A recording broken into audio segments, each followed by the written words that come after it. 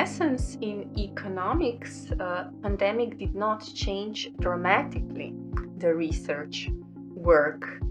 Like with many other activities, there has been less interaction in person, and research work has almost completely moved online. So from meetings with colleagues to conferences, conducting research via online questionnaire to working on projects. Of course, all of this was also present before, but to a lesser extent. I'm also happy to say that during these challenging times, we have successfully completed 3 projects with our team and published several papers. And also we can look on positive side effect of pandemic because it offers new material for research. So for instance, on a Care for Climate project, we had to postpone some activities due to pandemic, but on the other hand, we were then able to analyze the effect of pandemic on household behavior related to energy efficient retrofits.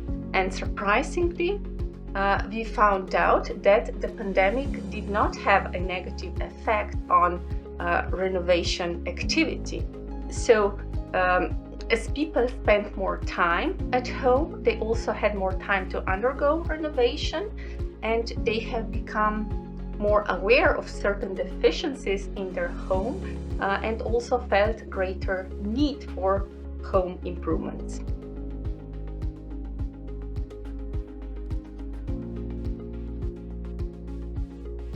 Integrity is one of the core values, not only in research, but also in other aspects of work and life in general. It is important to me that you're able to stand behind your words and results. And if you have a long-term perspective, then cutting corners does not pay off. It is true that in economics or business, nobody will die if your work is sloppy, but our work can have important policy implications and can affect firms' performance and well-being of consumers. So high-quality research is of high importance. Also, with the flood of misinformation over the recent years, and particularly in the pandemic, integrity in research is crucial if we want to regain the trust in science.